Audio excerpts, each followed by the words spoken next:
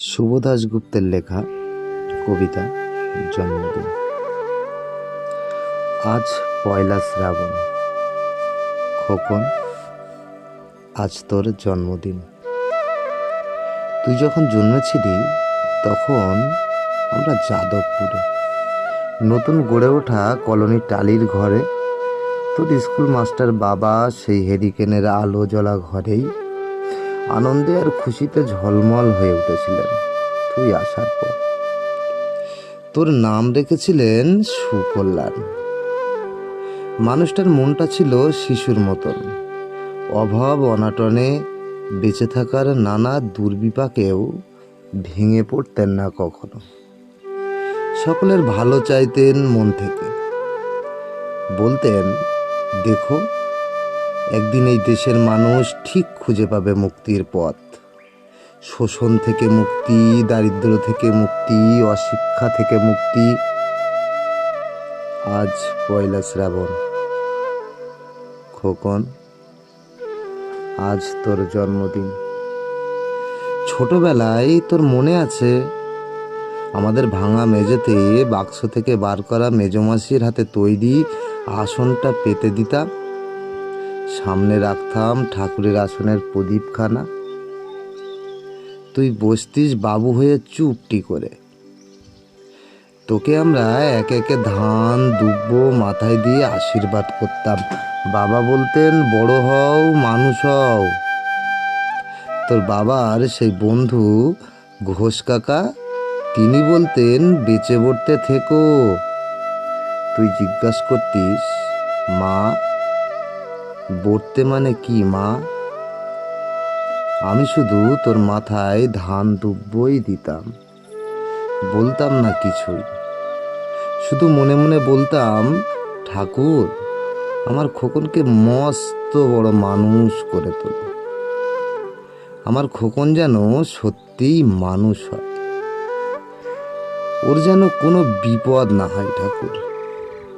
অভাবের সংসারে ওই একটা দিন পয়লা শ্রাবণ, কষ্টের পয়সায় একটু বাড়তি দুধ নিতাম, পায়েস রান্না করে দিতাম তোকে।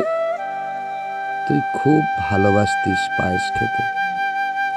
তোর বাবা বাস স্ট্যান্ডের দোকান থেকে নিয়ে আসতেন তোর প্রিয় মিষ্টি ছানার গজা। সামান্য স্কুল মাস্টারিতে কি বা আয় হতো, ঘরে বসে ছাত্র পড়িয়ে আসতো কিছু। দাও দাও অভাবের আগুনে সে রসদ পুড়তে সময় লাগতো না। তোর বাবার জামা সেলাই করতাম আর বারবার বলতাম আসছে মাসে একটা জামা বানিয়ে নিও। উনি হেসে উঠে বলতেন বাদ দাও তো, খোকন বড় হচ্ছে, ওর জন্য ভাবছি দুধ রাখতে হবে আরো আছে। দুধে শক্তি বাড়ে, বুদ্ধি বাড়ে, শক্তি। আরে বুদ্ধি না হলে তোমার খোকন মস্ত বড় মানুষ হয়ে উঠবে কি করে? ভাবছি আরো দুটো টিউশনই নেব। ছাত্র পড়িয়ে মানুষটা দিনের শেষে ক্লান্ত হয়ে যেতেন।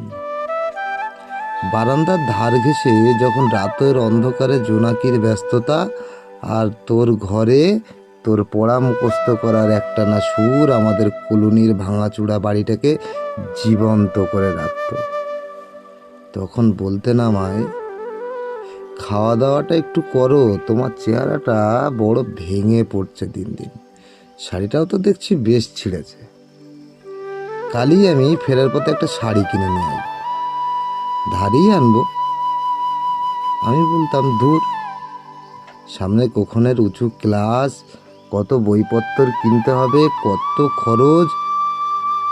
উনি দীর্ঘশ্বাস ফেলে চুপ করে যেতেন। জোনাকিরা নিঃশব্দ অদৃশ্য আলোর আলপনা আঁকত উঠোনের আগাছার ঝোপে। আবহ সঙ্গীতের মতো তুই ভিতরে বসে বসে পড়া মুখস্থ করতিস, ইতিহাস, ভূগোল, গ্রামার। ঈশ্বর আমাদের নিরাশ করেননি। তুই কত বড় হলি, সব পরীক্ষায় কত ভালো ফল হলো তোর। বাবা বললেন আরো পড়ো, উচ্চ শিখাই উচ্চ সম্মানের একমাত্র পথ। তুই আরও পড়লি, তারপর তোর চাকরি হলো কত বড় অফিসে, মনে আছে খোকা? প্রথম মাসের মাইনে হাতে পেয়েই তুই কত কি কিনে এনেছিলি। তখন তো আমরা উঠে এসেছি শ্যামবাজারে, দু কামরার বেশ সাজানো গোছানো বড় ফ্ল্যাট তোর অফিস থেকেই তো দিয়েছিল। সেই বাড়ি, সেই ঘর, সেই বেলকনি, কত স্মৃতি, কত ছবি। ওই বাড়িতেই তো আশ্বিনের ঝোড়ো বিকেলে, তোর মনে আছে খোকন, তোর বাবা যেদিনটাতে চলে গেলেন, মনে আছে?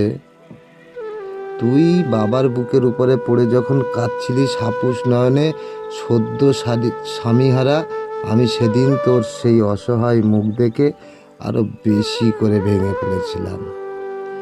তোকে বুকে টেনে নিয়েছিলাম ছোটবেলার মতো, বলেছিলাম কাঁদিস না খোকা, আমি তো আছি।